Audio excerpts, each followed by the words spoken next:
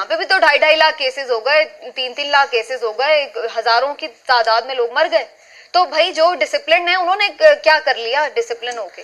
اچھا آپ پتہ کیا, اب یہ گلاس ہے نا سامنے, اس میں آپ کہہ دیں کہ یہ آدھا بڑا ہوا ہے اور میں کہہ دوں آدھا خالی, یہ اپنے اپنے دیکھنے کا طریقہ کار ہے. بھائی وہ ممالک ایسے تھے وہاں پہ اتنا لیتھل یہ تھا ایکشن اور اتنا لیتھل یہ انفیکشن تھی کہ وہاں جہاں آپ 2 لاکھ کی بات کر رہی ہیں وہاں 8 لاکھ مر جاتے, وہاں 10 لاکھ لوگ مر جاتے اگر وہ یہ احتیاط نہ کرتے, اس طرح سے جنگ نہ لڑتے. ان لوگوں نے تو اچھے اپنے اقدامات کر کے اپنی موتیں کم کر لی. اچھا ہلالی صاحب آپ اس بات سے اگری کریں گے کہ یہ بات صحیح ہے کہ وہ چونکہ ڈسپلن تھے اس لیے وہاں پہ ابھی بھی جتنا لیتھل تھا اس حساب سے کم نقصان ہوا, ہم یہاں پر زیادہ نقصان کر بیٹھے ہیں حالانکہ یہاں پر ہمارا اتنا لیتھل بھی نہیں تھا؟ دیکھیے آپ نے کیا کہا اس سے پہلے, آپ نے کہا کہ ادھر زیادہ لوگ مر گئے ادھر کم مر گئے, لہٰذا اس کا مطلب ہے کہ اس لیے کہ انہوں نے ڈسٹینسنگ اور سیف پریکٹسز کیے پھر بھی وہ زیادہ مر گئے. آپ کو کتنا پتا کتنا ہے کرونا کا انفیکشن ادھر؟ آپ کو کیسے پتا کہ انفیکشن ان سے کم ہے؟ آپ صرف ڈیتھ پہ جا رہی ہیں, انفیکشن پہ دیکھیں 2 لاکھ کہہ رہے ہیں. یو نو وائی WHO کہہ رہا ہے 2 لاکھ؟ وہ اس لیے کہہ رہا ہے ان کو پتا ہے, ان کو پتا ہے, ان کے لوگوں نے, ان کے انفارمنٹس نے, ان کے ایکسپرٹس نے ادھر سے بتایا ہے کہ یہ لوگ کوئی ڈسپلن نہیں ہے اور گورنمنٹ جو ہے یہ کچھ پرواہ نہیں کر رہی ہے. نہیں کہ گورنمنٹ پرواہ نہیں کرنا چاہتی ہے, کر نہیں سکتی ہے, اس لیے وہ کہہ رہے ہیں. جب آپ کہہ رہے ہیں 68,000 وہ کہتا ہے 2 lakhs. بھائی بات خدا کے لیے آپ اپنے وہ یہ کہہ رہے ہیں جولائی تک, مڈ آف جولائی تک وہ کہہ رہے ہیں کہ 2 lakhs ہو جائیں گے. میں اس پہ ہلالی صاحب تو پھر آپ یہ آپ کا کیلکولیشن تھا. دوسری بات یہ یاسمین عباسی بی بی نے کہا ہے کہ یہ ہمارے ہاسپٹل سب چیز یہ ہے وہ ہے. میں آپ کو پوچھنا چاہتا ہوں, United States has 33 ICU beds per 100,000 of population, ہمارے کتنے ہیں؟ 2. دیکھیے یہ کیا کہہ رہی ہیں, ہمارے پاس پیسے نہیں ہے فری گلوز اور ماسک دینے کے لیے, ہمارے پاس پیسے ہاسپٹل سسٹم کو بہتر کرنے کا, ہمارے پاس اتنی کیپیسٹی نہیں ہے کہ 10% آف دوز ہو فال ال ان کو ہاسپٹلائز کریں. تو میں آپ سے یہ کہنا چاہتا ہوں پتہ نہیں ریلی کاش کے ہم ایوری تھنگ واز ہنکی ڈوری نہیں ہے بھائی, اور کہو سچ کہو, ایک دفعہ تو سچ کہو. ہلالی صاحب لیکن ہلالی صاحب آپ بات کر رہے تھے ICU کی, میں بڑی معذرت کے ساتھ, آپ تو پتہ نہیں کس جنت میں رہتے ہیں, ICU کی بات کرتے ہیں. یہاں 1600 افراد کے لیے ایک بیڈ ہے. وہ خوش قسمت ہوتا ہے پاکستان میں جس کو بیماری کے بعد سرکاری ہاسپٹل میں بیڈ مل جائے. یہاں سرکاری ہاسپٹل میں ایڈمیشن کے لیے روز ہمیں بعض لوگ کہتے ہیں کہ یار آپ میڈیا میں کسی کو کہہ کے ہمارا مریض داخل کروا دیں, یہاں تو داخلہ نہیں ملتا. لیکن جو کے بعد ایک آفت کیوں آ رہی ہے, کیا مسئلہ ہے کہ ہم لوگوں کی جان نہیں چھوٹ رہی, اور یہ کتنا سنگین ہے یہ جو ٹڈی دل کا معاملہ؟ پہلی بات تو یہ ہے کہ ہمیں اللہ سے توبہ کرنی چاہیے, اپنے گناہوں پہ معافی مانگنی چاہیے کہ اللہ معاف کر دے, ان آفتوں سے ہماری جان چھوٹ جائے. دوسری بات آ جاتے ہیں کہ یہ اس کا تھوڑا سا آپ کو اندازہ ہو جائے, 1 اسکوائر میٹر میں یہ ٹڈیاں 1000 انڈے دے دیتی ہیں, 1000 انڈے. اور یہ جو درمیانے درجے کا ہول ہوتا ہے نا, آپ کو حیرت ہوگی کہ یہ یومیہ ایک دن میں 35,000 بندے کی خوراک جو ہے نا یہ کھا لیتا ہے. 35,000 بندے کی ایک دن میں یہ خوراک کھا لیتا ہے, ہول جو درمیانے درجے کا, بہت بڑا نہیں.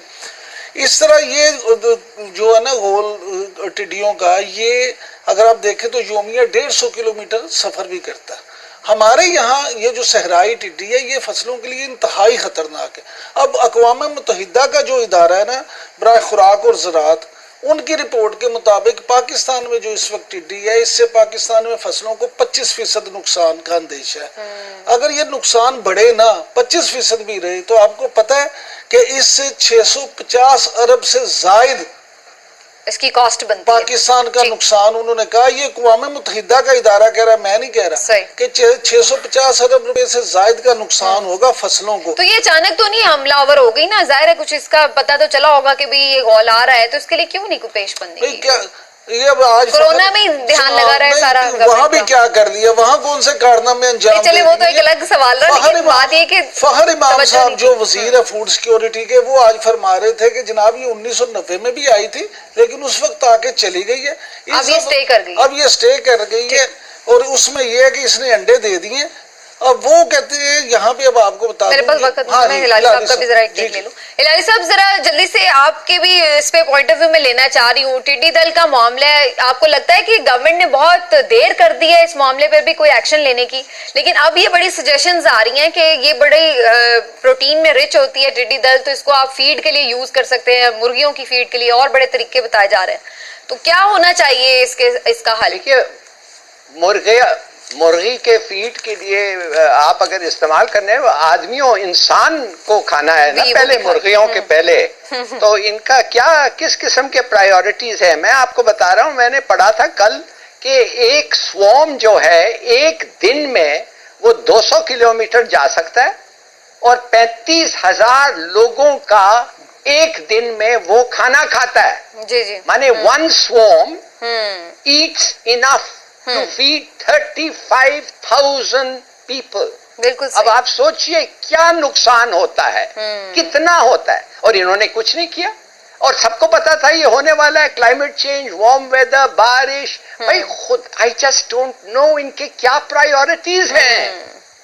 لاک ڈاؤن کرتے ہیں شاپنگ کے لیے, مگر کٹس نہیں لے کے دیتے ہیں بیچارے میڈیکل پرسنل کے لیے, ٹیسٹ کٹس نہیں لیتے ہیں انسانوں کے لیے, مگر ان کو شاپنگ کرانا دیتے ہیں. اور سب لوگ جو ہے وہ کہتے ہیں بڑی اچھی بات ہے, جن کے فیملیز میں کوئی امپیکٹ نہیں ہوا نا وہ سب کہتے ہیں بڑی اچھی بات ہے. یہ ایک this is a peculiar country, it's a peculiar people, toasted, genetically warped I think. اب آپ سوچئے کہ صحیح یہ کوئی بات ہے, 35,000 لوگوں کا کھانا ایک دن میں یہ سوارم کھاتا ہے, ایک سوارم, ون سوارم. اب آپ سوچئے کتنے سوارم آئے ہوں گے. بالکل تو میں سمجھتا ہوں کہ فوڈ شارٹیج ہو سکتی ہے پھر اس کا مطلب پاکستان سچویشن میں, اللہ نہ کرے. آپ دیکھیں پینڈیمک اینڈ لوکٹس, یہ تو واٹس ہیپننگ, یہ تو ایسا لگ رہا ہے. اب میں تو آپ سمجھتا ہوں کہ خدا نے کوئی پیغام بھیج رہا ہے ہمیں. یہ کافی نہیں. پاکستان میں جو ایک اندازے کے مطابق 5 کروڑ ٹڈیوں کا ہول ہے, 5 کروڑ. اب آپ اس سے اندازہ لگا دیں کہ یہ کتنا ہوگا. اب اس میں حکومت جو ہے اس پہ ہم بات کرتے ہیں کہ جی حکومت کیا کرے, لیکن میں پھر یہ کہوں گا کہ سب سے پہلے ہمیں یہ چاہیے کہ اپنے گناہوں پہ معافی بھی مانگے. اس کے بعد کیونکہ حکومت نے کچھ نہیں کرنا, انہوں نے یہی کہنا جاگتے رہنا, ساڑھے دینا رہنا. وہ کہتے ہیں جی, لیکن ایک چیز میں ضرور اس میں یہ بھی کہوں گی کہ جو ایک ان ایکسپیرینس والا معاملہ ہے نا وہ ہمیں ہر جگہ نظر آ رہا ہے, چاہے وہ پہلے سے تیاری گندم کے حوالے سے ہو, ڈینگی کے حوالے سے ہو, یا اب یہ معاملہ ہو. کیونکہ جو ایک ریگولر آپ کا سارا پروسیجر چل رہا ہوتا ہے تو اس میں ایک بریک آیا ہے. سمینا میں نے یہ بات مانتا, مجھے اب یہ بتائیں حکومت چلے بدل گئی, بیوروکریسی تو وہی ہے, مشینری تو ساری وہی ہے. چینجز تو آپ کو کیا چینجز آئے ہیں کہ فوڈ سے اٹھ کے تو صحت پہ لگ گیا, صحت والا جا کے اس پہ لگ گیا, ہے تو وہی. چلے تو فیصلے تاخیر سے لیے جا رہے ہیں, پرائیورٹیز, غلط پرائیورٹیز اور انکمپٹنس, دونوں چیزیں, غلط پرائیورٹیز اور انکمپٹنس.